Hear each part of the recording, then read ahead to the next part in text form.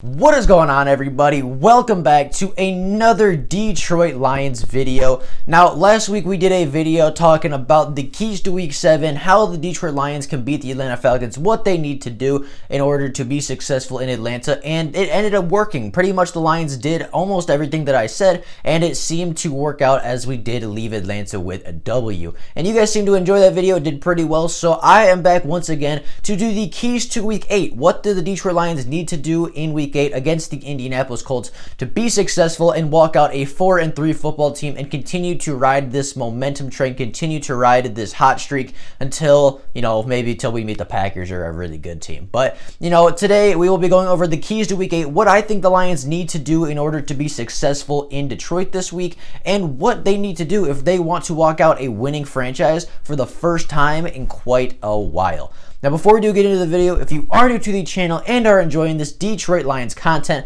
consider liking the videos and subscribing to the channel. It only takes 2 seconds out of your day to do so. It helps the channel out more than you could know, so if you could do that, I would be greatly appreciative for it. But with all that being said, let's get into talking about the keys to beating the Indianapolis Colts this weekend.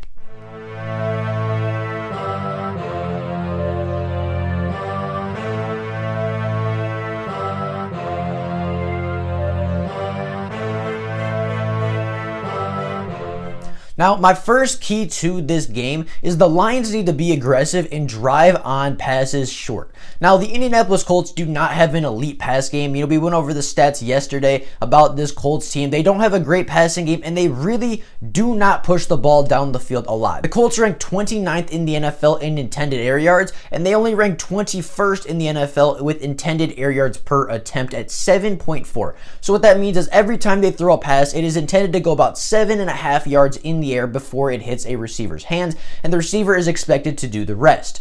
Now, the Colts average about 5.2 yards after the catch, which is 8th in the NFL, so the Lions need to wrap up really well once the receivers make the catch, but they need to drive on passes underneath. They need to drive on the slants. They need to drive on the screen passes that the Colts like to run a lot. The Colts like to use a lot of motion. They like to throw the ball really short to their running backs out of the backfield or wide receivers on slants. They really don't push the ball down the field, and when they do, it hasn't really been that successful for them, as Philip Rivers has thrown several interceptions on deep outs and, deeper passes down the field.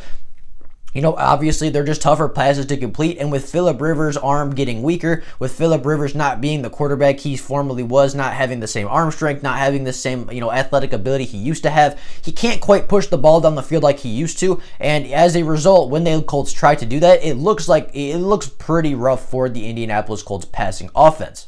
So, how do you stop that?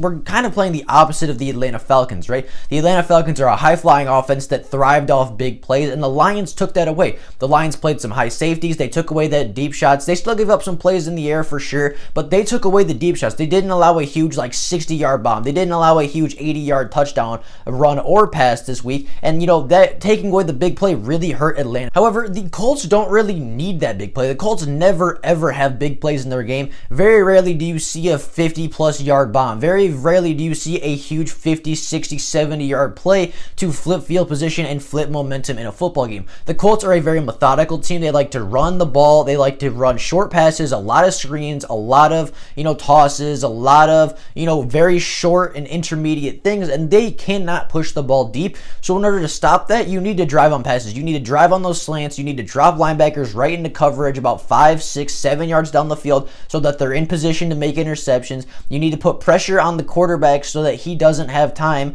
or you need to put pressure on so he needs to get the ball out even earlier than he usually does. And as a defense, you just have to be aggressive. You need to drive on those passes because, especially as cornerbacks, you can afford to drive on those passes. If you see a slant, make sure you absolutely drive on it and go get that interception. Do not wait. Do not be hesitant. This team is not going to run a lot of double moves. This team is not going to run a super flashy offense because they don't have the quarterback to do it. Their quarterback is good at getting the ball out. He's good at reading the field quickly, but he doesn't have the arm strength and does not have the arm talent to push the ball down the field. And, as a cornerback, as the secondaries coaches, as the defensive coordinator this week, I am telling my guys to be aggressive. Don't worry about double moves because it's very rarely going to happen. Don't worry about anything over the top. Make sure you play everything underneath, and you will be absolutely fine this week because, Philip Rivers doesn't have the arm, and the Colts offense is not structured to take deep shots and get big plays. So the Lions can afford to be a bit more aggressive through the air. They can afford to drive on more passes and be more aggressive in the air because they know that the likelihood of them being burnt is much less, or the odds of them being burnt on a deep shot are much less than they were last week. So they can afford to be a bit more aggressive. They can afford to jump on some more passes. They can afford to jump on some double moves because more likely than not, it's not a double move. They're actually just running the route they're intending to run. And if you get a quick jump on that, if you can watch the route, decipher it early as a cornerback, you can get a great jump, and that's how you get interceptions, and that's how you turn the game on its head. And you know, obviously that's how a defense takes over a football game. Now, keeping on the topic of Philip Rivers, the second key is that we need to put this game in Philip Rivers' hands. Now, we know last year when the Lions played the Chargers that Philip Rivers threw a really bad interception at the end of the game to, you know, obviously lose it for the Chargers. It was a great play by Darius Slay, but it was very predictable. You know, before that play even happened, I was like, make sure we double team Keenan Allen because that's where Philip Rivers is going. Whether it's covered or uncovered, Philip Rivers is throwing it to Keenan Allen. And what happened? He threw it to Keenan Allen in the end zone. Darius Slay was there to intercept it. Tracy Walker was right behind him to make sure it wasn't completed either way. And, you know, they double covered him, like I said, and they got the interception, and single-handedly Darius Slay won that game for the Lions. You know, and obviously that's one iteration, right? That's only one example of how Philip Rivers can lose a game. But, you know, the Colts are a very good football team, but Philip Rivers is not quite the quarterback he used to be, as I've said multiple times. I mean, he has a weaker arm. He doesn't really have the best ability as a quarterback anymore, but this Colts roster around him is a really good one. I mean, the Colts offensive line is arguably the best in football, obviously led by Quentin Nelson, the best guard in football. I mean, this offensive line does not allow him to get sacked, allows a lot of big open holes in the rushing game, and this offensive line is really good. And, you know, as a result, Jonathan Taylor, their rookie running back, looks phenomenal early in his NFL career. Jonathan Taylor averages over 4.1 yards a carry, has 3 touchdowns on the year, and has 5 games where he has over 50 plus yards rushing, including a 101 yard game versus the Minnesota Vikings in week 2. So Jonathan Taylor looks like a really good young running back that can definitely hit the hole and definitely get big yardage on the ground. The Colts offensive line is really good at run and pass blocking. So, you know, if we take away that run, if we send some extra bodies to make sure the Colts can't run the ball, if we play our elite run defense like we have the last couple of weeks, then we can put the game in Philip Rivers' hands. And I have more trust that our pass defense can jump on Philip Rivers, and our passing defense, our pass rush can get to Philip Rivers, and I have faith that our cornerbacks can lock up these Colts wide receivers and Philip Rivers, more so than I have faith that our defensive line and our trenches can compete for 60 minutes with the Indianapolis Colts as they run the ball continuously down our throats over and over again. You know, I just think that if we put the ball in Philip Rivers' hands, there's more opportunity and there's a higher likelihood of Philip Rivers making that mistake, more so than the offensive line and Jonathan Taylor. Now, you know, the thing that brought me to that conclusion, the Colts as a team have 7 turnovers lost on the season, and Philip Rivers contributed 7 of them. Philip Rivers is the only player to turn the ball over on the team this year, and as a result, you know, obviously that's why I want the ball in Philip Rivers' hands. He's the only player on this team to turn the ball over this season, and that is going to be huge. If we can get turnovers, if we can win the turnover differential, we've seen in other games that, you know, if we do win that turnover battle, we win a lot of the football games when we do that. We won the football game when we won the turnover battle in Jacksonville. We won the turnover battle in Arizona, and we got that. We won the turnover battle in Atlanta, and we got that. You know, on the contrary, you know, we lost the turnover battle against Chicago. We lost the turnover battle versus Green Bay, and we lost, I'm pretty sure we lost the turnover battle versus New Orleans. So, you know, if you look at that, you know, you win the turnover battle, you win the game most of the time, and who is most likely to give that defense turnovers? It's Philip Rivers. He's thrown 6 interceptions on the season and lost 1 fumble. Those are the 7 lost possessions by the Colts this season. They have 7 possessions where they turned the ball over. Philip Rivers threw 6 interceptions and lost 1 fumble. He has contributed to every single turnover this team has had, and I want the ball in that guy's hands. I want that guy to beat us versus Jonathan Taylor, who's a phenomenal young rookie and a elite offensive line by the Indianapolis Colts. Now, the key I think on offense for the Detroit Lions is I think they need to attack the secondary, and I know that statistically statistically, they are a very good secondary. I know statistically they have the most interceptions. They've given up the least amount of yards, like the least amount of yards per carry, something like that. Like, they statistically are a very, very good defense. But if you look at the personnel they have and you look at the players and the teams that they've played against, you can kind of see that those numbers are a bit misleading. Now, the Indianapolis Colts' #1 cornerback is Xavier Rhodes, a guy that Matthew Stafford has played countless times, a guy that Marvin Jones has cooked countless times, a dude that, Marvin Jones, once again, has a great game against every single time. I mean, last year, what did he have? 4 touchdowns? 3 of them were on Xavier Rhodes? Like, he cooks Xavier Rhodes. Marvin Jones has Rhodes' number, and I know he struggled in Minnesota his final year, but every single year, Marvin Jones makes a spectacular play on Xavier Rhodes. He just can't stop him. Like, Rhodes just cannot stop Marvin Jones for some reason. He's like his kryptonite, and from that standpoint, I'm not super concerned about Xavier Rhodes. We cooked him every single year in Minnesota, or at least the last couple of years. So I'm not super worried about Xavier Rhodes. Kenny Moore is their second cornerback, but he is severely undersized at only 5'9". He has been playing fairly well on the season, but if you match a 5'9" cornerback versus a 6'3" Kenny Galladay, I'm going to give that ball, especially a jump ball, to Kenny Galladay 9 times out of 10, especially when he's been mossing huge cornerbacks like AJ Terrell, who stands at, I believe, 6'1".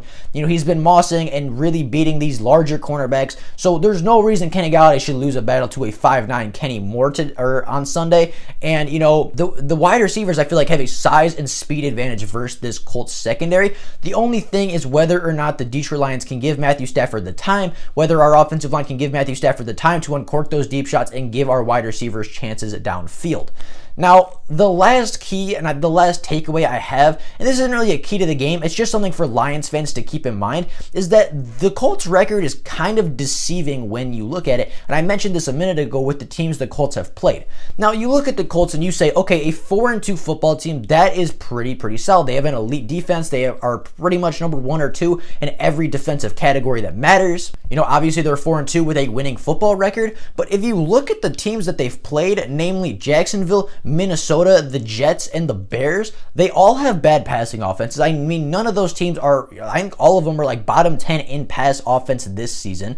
The Minnesota Vikings have a 1-6 record. The New York Jets have an 0-7 record. The Chicago Bears have a 5-2 record, but they're pretty overrated and they have a really bad offense, so it didn't take a lot to beat them. And they beat the Cincinnati Bengals, who they had to come back against, who are 1-5-1. They lost to the 1-6 Jaguars. I mean, this team in the Indianapolis Colts is, yes, 4-2, but it's a deceiving 4-2 because the Lions, if they had this schedule, if they started the season versus Jacksonville, Minnesota, the Jets, the Bears, and the Bengals, they would be 5-1 right now with the Colts record. And that's no disrespect to the Colts. I'm not saying that the Colts are a bad football team. I, in fact, think that this game will be a very close one and a very tough one, but it's also a very winnable one. Kind of like last week, this game will be tough. This game will be one where the Lions have to fight and grind it out for a whole 60 minutes. But at the end of the day, this is a game the Lions should win. The Lions have played much tougher competition. The Colts have really, cruised their way to 4-2 with easy wins versus the Vikings, the Jets, the Bengals, and obviously they beat the Bears, who have a really good defense but have a very poor offense. And, Nick Foles' first start was against the Colts, so that was, he was still getting adjusted to that. I mean, the Colts haven't really don't have that many impressive wins on the season. And, if Lions fans and other fans are going to say, oh, well, the Lions have only beat one good team in the Arizona Cardinals, and they've beat 2 one-win teams. The Indianapolis Colts have beat 2 one-win teams, a 0-win team, and a 5-win team. So, I mean, the record, the strength of opponents are very similar between the two. The Lions have beat 1 good team in the Arizona Cardinals. Indianapolis Colts have beat 1 record-wise good team in the Chicago Bears. But other than that, both of these teams have gotten some pretty easy wins, or they faced some teams with some pretty poor records. So, I mean, I think that both teams are in very similar boats. I think both teams have, had an impressive win, but I also think both teams have had a couple easy gimme wins that they should have won by a lot.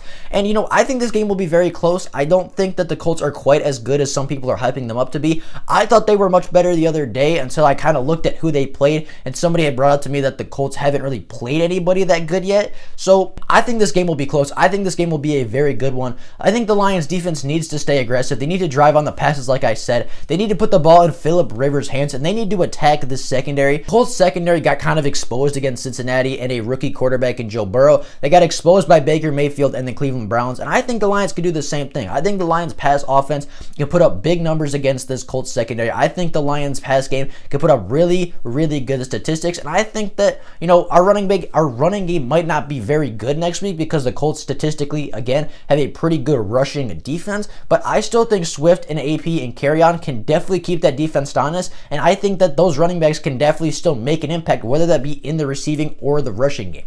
So I think this game is winnable by the Lions. I think this is a game that the Lions can definitely go into. This is a game the Lions should go into with confidence, and they should go into with, that momentum from the past 2 weeks. They're on a 2-game winning streak for a reason. They've won, they've fought, they've scratched, and they've clawed their way to 3-3 so far. This team has a lot of momentum. This team has a lot of confidence going in, and this is a game the Lions probably should win. The Colts, yes, they have a better record than us, but they haven't really beaten anybody that impressive either. So I think the Lions should win this game. I think the Lions should, come out victorious, and they should be 4-3 after this game. But as always, we will have to wait and see until Sunday. So with all that being said, that is all I got for you guys right now. Hope you guys enjoyed the video. Have an absolutely fantastic rest of your day. If there is Lions news before tomorrow, then I will obviously make a video letting every single person know. But until then, that is all I got for you guys right now. Hope you guys enjoyed the video, and I will see you all tomorrow with more Lions content. Bye, guys.